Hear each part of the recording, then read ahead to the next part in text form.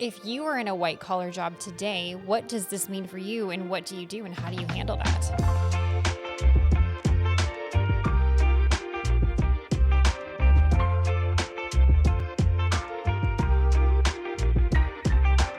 So we just got back from a trip a couple weeks ago to IFA, the Yes, we did. International Franchise Association. It's a good time in Vegas. A good time in Vegas. Do you like Vegas?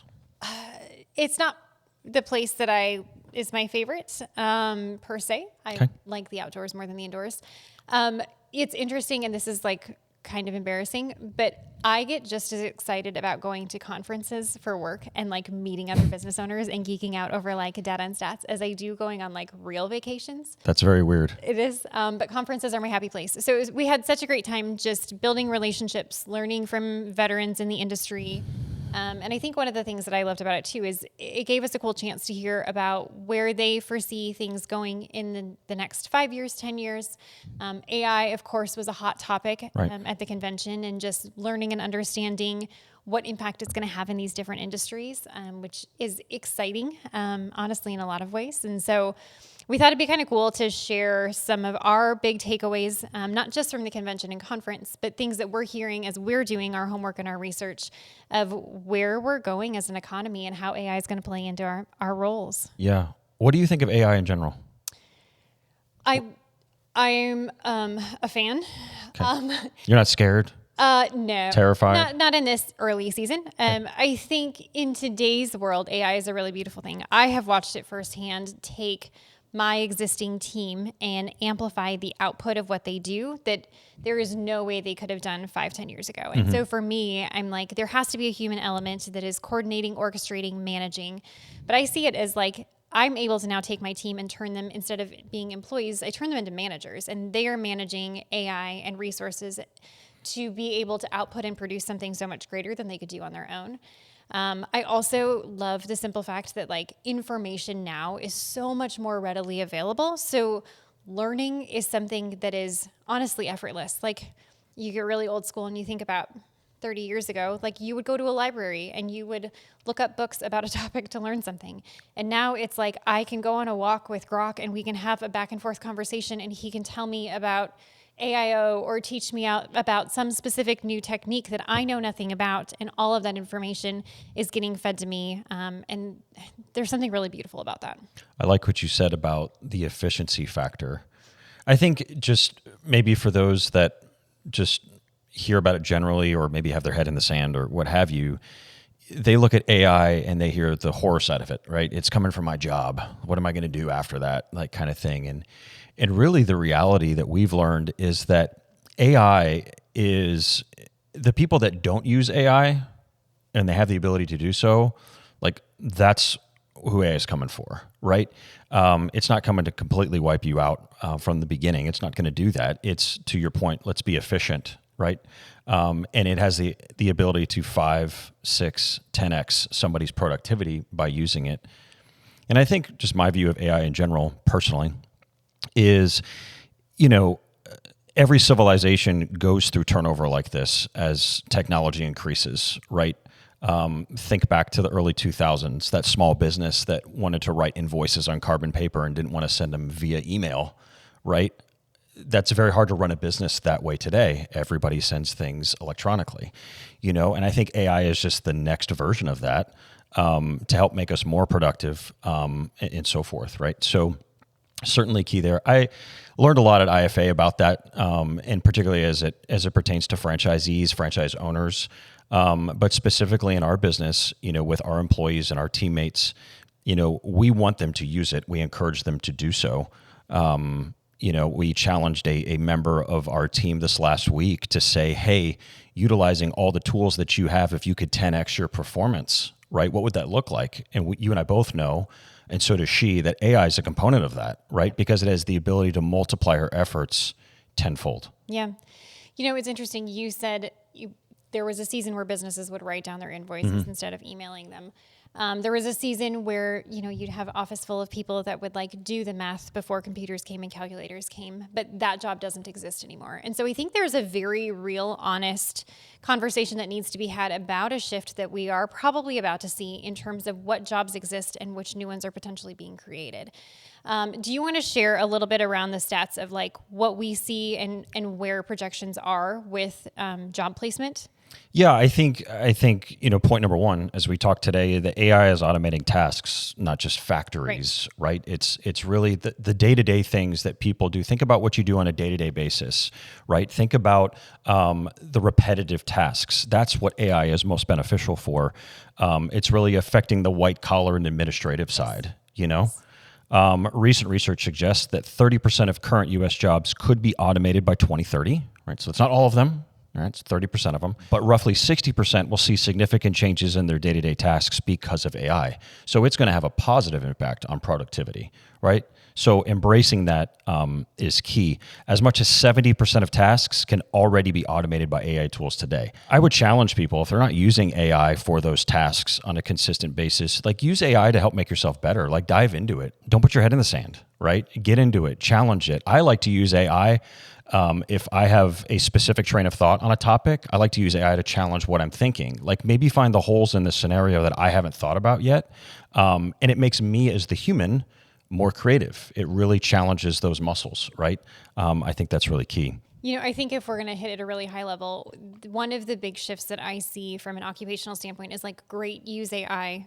And I think that exists to a degree. But there is a very real conversation that needs to be had about the fact that white collar jobs in general are going to see a really massive transition. Yeah. There is not nearly as much of a need today as there used to be for all of these white collar positions. I know we're seeing that right now with college graduates. Yeah. We are at an all-time low in hiring college grads because the roles that they would maybe fulfill on day one when they step out of school are often replaced by other individuals in a combination with AI. And so what's interesting is, when factories came about and there were these mechanics, it was a lot of blue collar positions that suddenly got eliminated. With AI coming in, it's kind of the reverse. We're seeing a lot of these white collar positions being eliminated.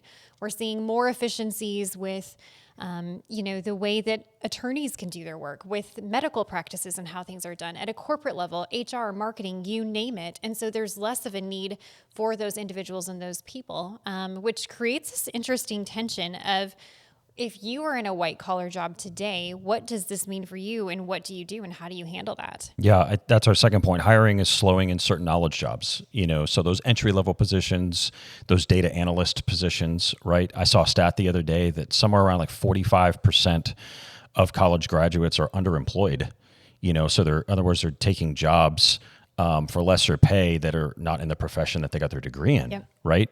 So really those, again, that are embracing the ability of AI and learning how to utilize it will be the ones that'll be sought after most, because they're going to make organizations more efficient. Timelines are going to shrink for deliverables. Like that's really, really key. So I think, the other thing that I find to be really interesting is AI is creating sort of this divergence. Like either you know how to use AI and you are optimizing things and you're super efficient and you are very much needed. There's kind of the middle world of like where we're all living right now that's probably going to fall apart. And then there's this other extreme that a lot of people are projecting that they're going to see. And that's this desperate need for human interaction. Because everything can be so automated, because the images you see, the text you see, all of that, you kind of question its validity. We as humankind start to crave other humans and that human interaction. And so a lot of projections around this right now are that service-based industries are actually going to continue to grow. Anything that you can do that creates an experience for a potential person is something that gets really exciting. And as individuals start to have more free time because AI frees up your time and all of these details, then the question is, what do you do with your free time? Like Netflix is only going to get you so far. So what else are you filling your time with and how can you deliver those services? And I think that's something that gets me really excited as I reflect and think about our design and staging business, is because so much of what we do is a customer-based experience. Correct. The secret sauce behind our business that I've said again and again is relationship building and the ability to deliver something exceptional, not just as a physical product of pretty spaces, but building those relationships and having that interaction. And even within interior design, And we were talking with one of our designers yesterday, and she said, listen, being a designer is not just decorating a space. Like, I'm a therapist sometimes more than I am a designer. And No she's kidding. absolutely right. But it's those interactions and experiences that are going to grow in this season because we as humans are craving that. Yeah. Funny story for you. So I was in line at one of my favorite coffee places the other day and was standing there, and it's kind of funny. COVID kind of pushed us all to be a little bit more isolationist, unfortunately. And I'm standing in this coffee line, and there's about 12 of us in line. And right next to me was, as you would say, a sweet 80-year-old man. And 11 of the 12 of us had our phones out. And he says out loud, kudos to this gentleman, says out loud, he goes, well, I'm the idiot that left his phone at home. And I felt like convicted. So I put my phone in my pocket and I started engaging this gentleman. And he was very kind. And he just started laughing. And he's just like, like people don't talk to each other anymore. And I think for the next 45 seconds, until I placed my order, I got a chance to talk to this guy. I learned about his grandkids. I learned about his wife, how long they've been married and all that kind of stuff. And I think people like to be seen. That's innate in all of us. They like to be heard. And so it was just cool to interact with him at a real cordial level. But he kind of struck that note of, human interaction is still something that AI cannot replace, and it won't. So let's use AI as an asset, as something to complement us as humans, to help us get places faster, more efficiently, and be more productive. That's so key. Love design, but think like a business owner? If you're ready to leave your 9-to-5 and want to do something that's buildable and scalable, check out linden-creek.com/franchise and see if Linden Creek is the right fit for you. One of the areas that we see AI kind of impacting our business a lot would be in the virtual staging world, right? And you can speak to this as well. My general opinion is that virtual staging sucks. It just does. I don't agree with that. Oh, okay, that's fine. I've seen some virtual staging lately, honestly, that's really good and really impressive. And I look at it and I'm like, kudos to that. But I know where you're going to go with this, so I'll let you continue your sentence. Just because the photograph looks good and it makes me want to go in the home, now then there's a different experience. Yeah. Okay, maybe let me retract my statement. It doesn't all suck. Just a majority of it does. Some of it. And so forth. But again, when you're talking about staging a property for sale, the impact in person when somebody walks through that front door, right? Because maybe they get excited because they see a photo online and they're like, I love the way that's laid out. They go visit the property, because everybody does that by and large when they're going to purchase a home. They walk through that front door and what do they see? They see nothing, and so then the emotion goes down. And you spend all this time trying to get the emotion to get back up to where it needs to be so that people can make a buying decision. So the benefit of what we do really is this in-person feel, what you and I are sitting on right now, that is so key and that's so important. Yeah, absolutely. It's all about creating an emotional experience, about creating memories. And the other challenge is just from a practical standpoint, you walk into an empty house, you notice every imperfection in the home, and the home looks smaller. Those two fundamentals are automatically a challenge. There's less for your eye to look at. So you're spending less time in the home. There are all of these challenges that unfortunately virtual staging can get you in the property. But once you're in, it's not making that conversion the way that real staging does. Yeah, for sure. AI has already changed the way we do life and business. I think it's going to continue to evolve.